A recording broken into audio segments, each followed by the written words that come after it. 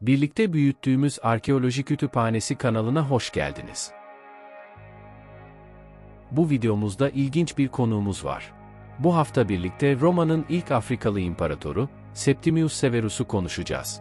Milattan sonra 193 yılında Yukarı Pannonya eyaleti valisiyken, emrindeki isyan eden lejyonları tarafından imparator ilan edilerek, başkent Roma'daki imparatorluk tahtına oturtulan Septimius Severus'un ilginç ve bir o kadar heyecan dolu hikayesini öğrenmeye hazırsanız, başlıyoruz.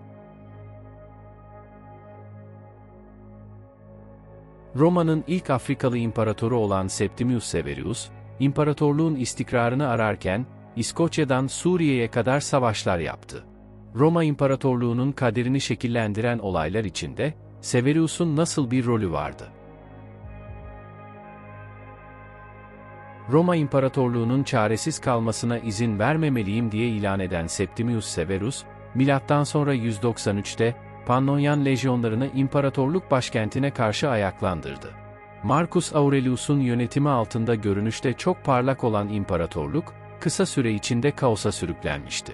Commodus'un milattan sonra 192'de suikastı ve hatıralarının lanetlenmesiyle cezalandırılan ahlaksızlıkları, istikrarsızlık ve rekabet dönemini başlatmıştı.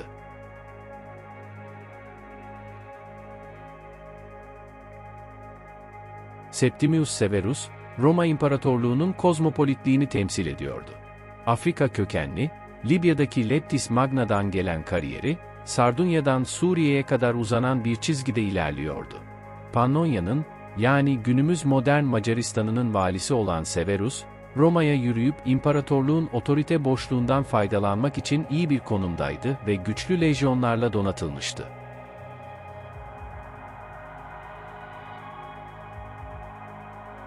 Aslında Roma, iç savaşlara hiç yabancı değildi. Daha önceki iktidar mücadelelerinde de kan dökülmüştü ancak, milattan sonra 193, farklıydı.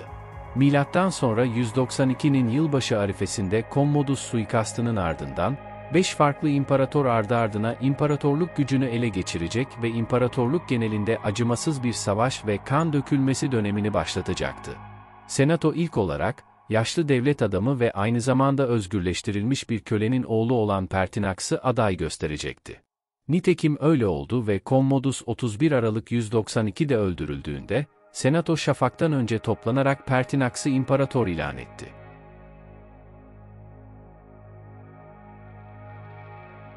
Pertinax, Marcus Aurelius'un izinden gittiğini iddia ederek, Commodus'un megalomanlığından sonra Senato siyasetine geri döneceğine söz verdi.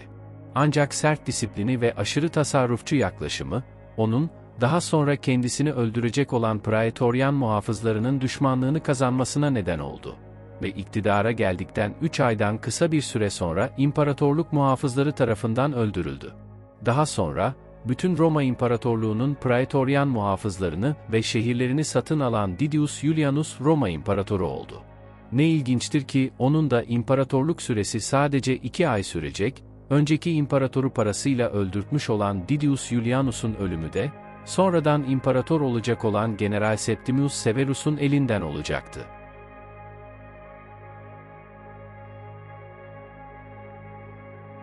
Roma halkı imparatorların bu taht kavgalarından bunalmış, sıkılmış ve yeni imparatorları Didius Iulianus'tan bıkmıştı. Roma'nın merkezinde durum böyleyken, Suriye'de Pescennius Niger'e, Galya'da Claudius Albinus'a ve Pannonya'da Septimius Severus'a imparatorluk genelinde büyük bir ilgi vardı. Bu yöneticiler lejyonları tarafından da alkışlanıyor ve destekleniyordu. Severus, askerleri tarafından Suriye valisi Gaius Pescennius Niger ile aynı anda imparator ilan edildiğinde, imparatorluğun kontrolü için üçlü bir savaş başladı.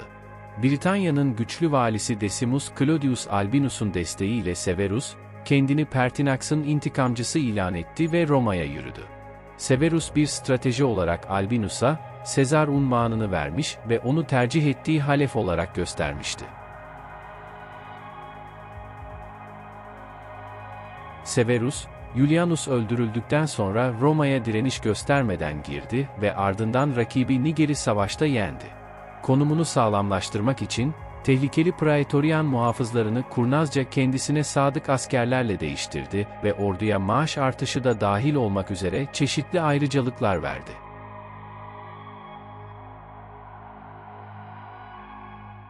Severus Roma'ya doğru yürürken, Albinus'a iktidar ortağı ve varisi olmayı teklif ederek Batı kanadının korunmasını sağladı.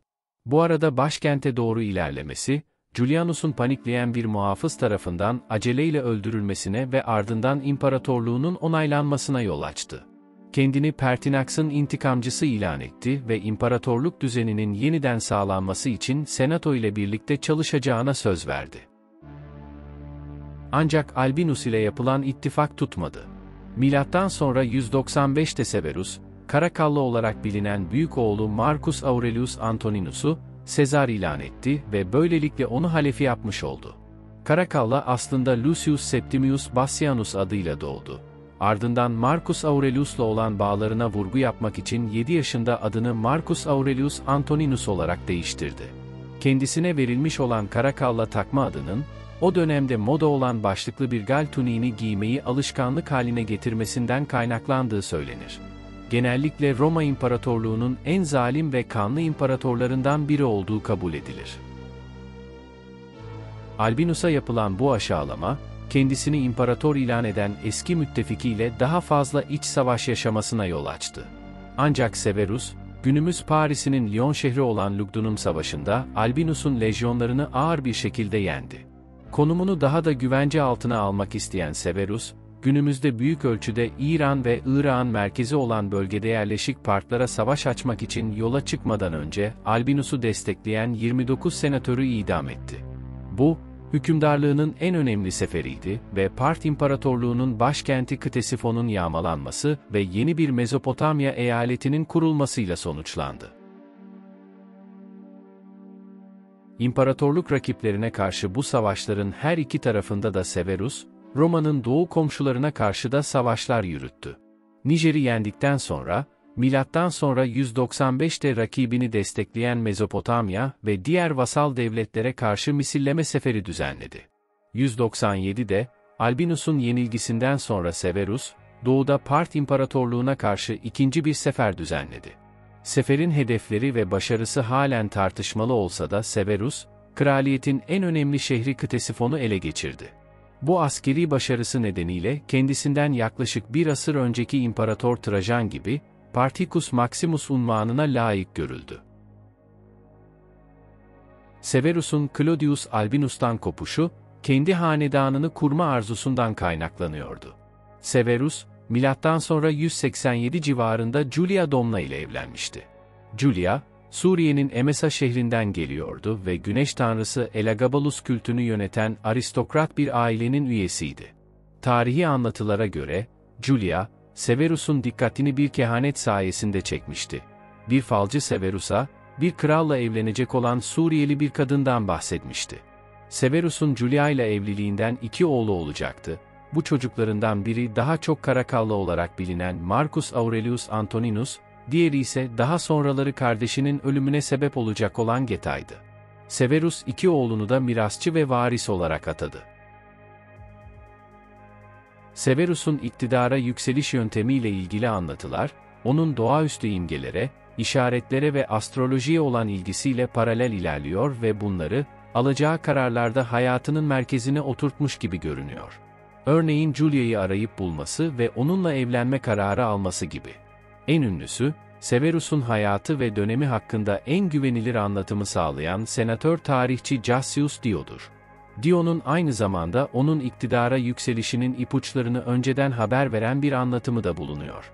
Bu, muhtemelen propaganda amaçlı bir anlatı olsa da, tarihçinin bu tür ipuçlarına olan ilgisi dikkat çekicidir.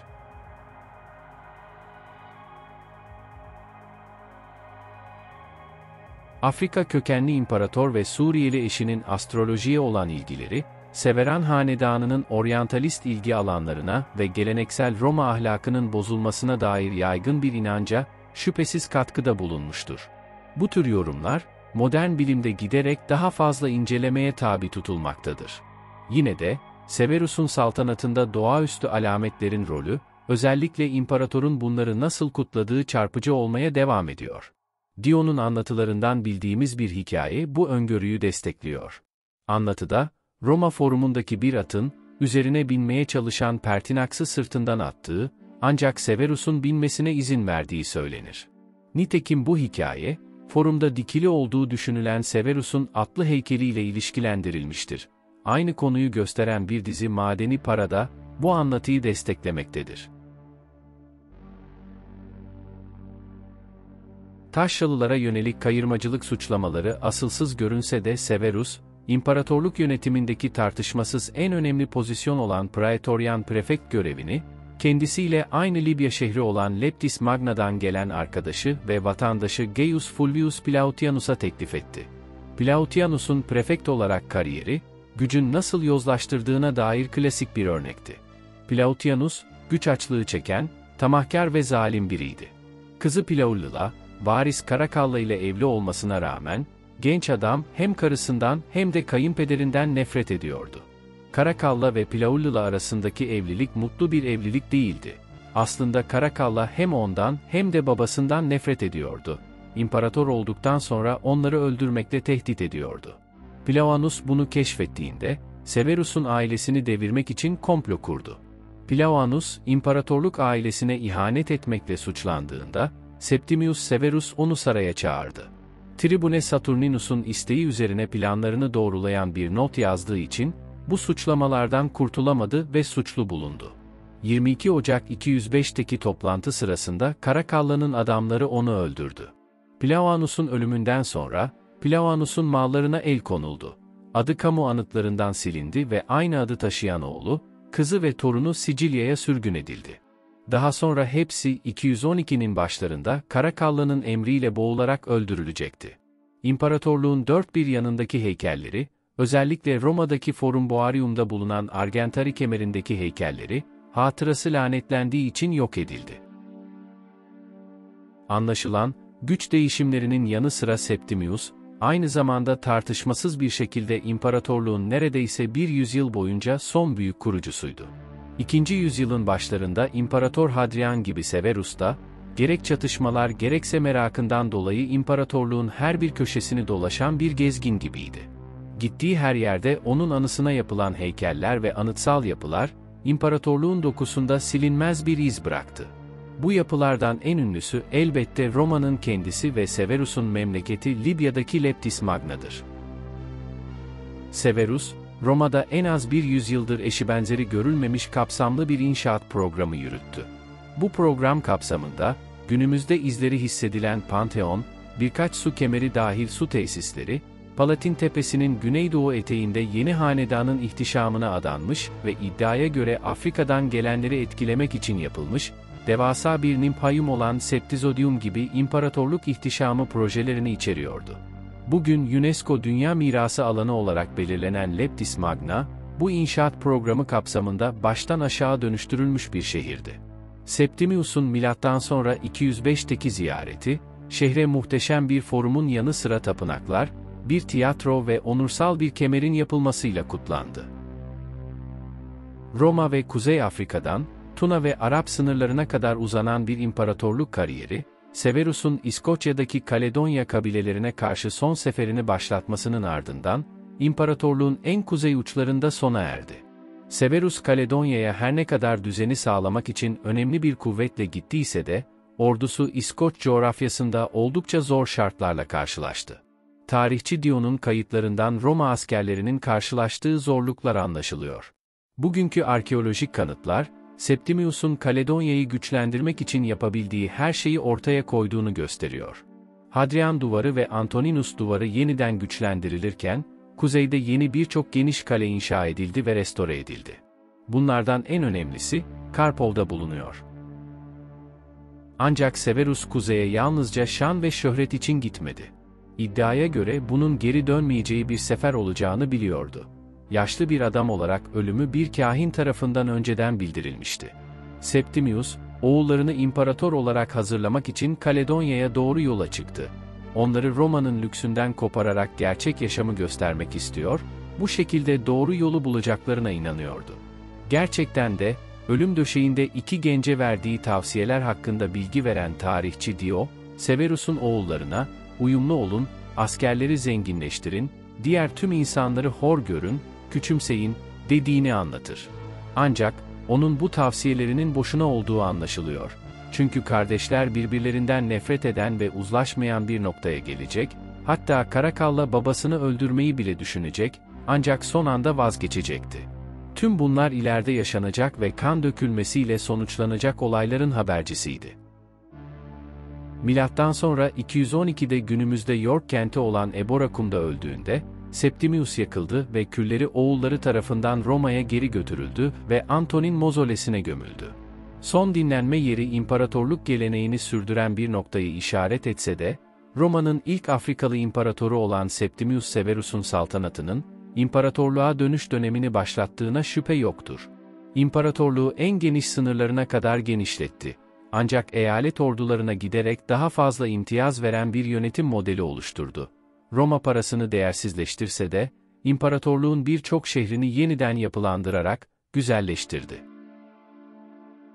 Part seferini izleyen dönemde Severus, hukuk reformlarına ve oyunlar düzenlemeye ağırlık vermiş, hatta doğduğu şehri güzelleştirmek için Leptis'e geri dönmüştür.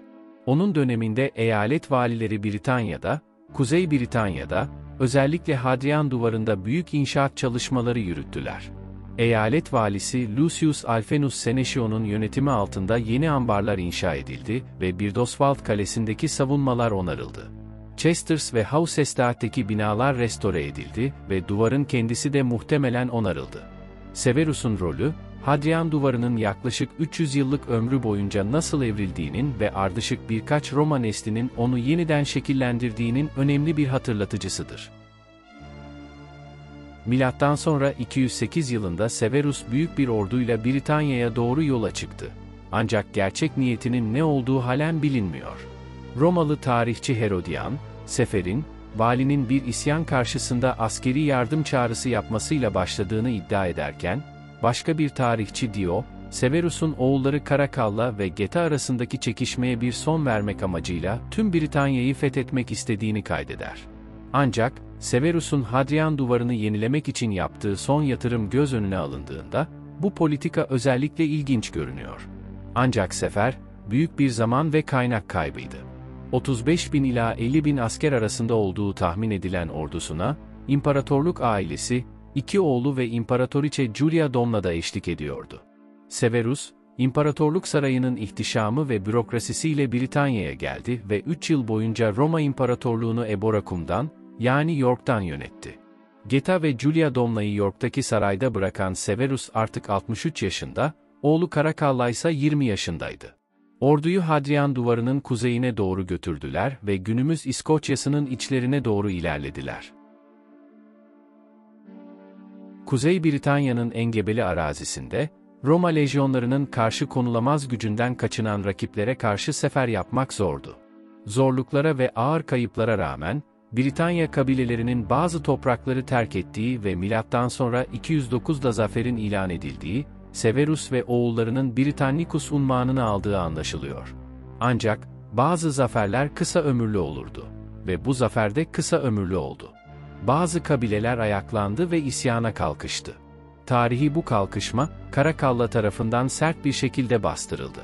Kaynaklarda bütün isyancıların yok edilmesiyle ilgili emrin bizzat Severus tarafından verildiği yazılır. Bu sefere bizzat katılamadan önce, sağlığı bozulan Severus, hayatının son yıllarında gut hastalığına yakalandı ve nöbetler geçirerek milattan sonra 4 Şubat 211'de York'ta öldü. Oğulları, onun hasta yatağındayken verdiği, anlaşmazlık yaşamayın şeklindeki nasihatlarını görmezden gelerek, taht için savaşacaklardı. Nitekim Karakalla, bir yıl sonra Roma'ya dönerek kardeşi Geta'yı öldürdü ve tahtı ele geçirdi. Severus'un elde ettiği toprak kazanımlarının kısa ömürlü olduğu görülse de, seferlerinin etkisi bugün Roma Britanyası arkeolojisinde açıkça görülmektedir. Ordusu için, Edinburgh yakınlarındaki Cramont'taki gibi büyük, daha kalıcı üslere ek olarak, geçici koruma için düzinelerce ileri uç karakolları inşa etti. Hadrian Duvarı'nın doğu kıyısına doğru, orduya ait malzemeler için uygun bir depo sağlamak amacıyla South Shields'a da bir tedarik üssü kurdu. Bu üssün yaklaşık 25.000 asker için yiyecek ve malzeme depolayabileceği tahmin ediliyor. Yine Hadrian Duvarı'nın hemen güneyindeki sınır kasabası Corbridre'de, daha küçük bir tedarik üssü inşa ettirdi. Severus'un duvarla olan bu ilişkisi, arkeologlar aksini ispatlayana kadar, Orta Çağ ve erken modern dönemde birçok kişi tarafından Severus'un Hadrian Duvarı'nın inşacısı olduğunun düşünülmesine yol açmıştır. Septimius Severus, Roma'nın ilk Afrikalı imparatoru. Kuzey Afrika'nın Leptis Magna kentinden çıkıp Roma tahtına oturan bu adam, sadece bir asker ya da bir yönetici değildi. O, sınırları aşan bir azmin, farklılıkların içinden doğan bir liderliğin ve imparatorluk içinde yükselmenin sembolüydü. Septimius, Roma tarihinde bir kırılma noktasıydı. Onun döneminde Doğu'nun etkisi Batı'ya taşındı. Afrika'nın sesi Roma Senatosu'nda yankılandı. Hem başarılı bir general, hem de güçlü bir imparator olarak ardında iz bıraktı. Onun hayatı bize gösteriyor ki, tarih sadece Roma'nın merkezinde değil, uzak eyaletlerde, taş sokaklarda, çöl rüzgarında da yazılıyor. Roma'nın ilk Afrikalı kralı Septimius Severus'u konuştuğumuz videonun sonuna geldik. Videoyu beğenmeyi ve kanalımıza abone olmayı unutmayın. Yeni videolarda görüşmek üzere, esen kalın.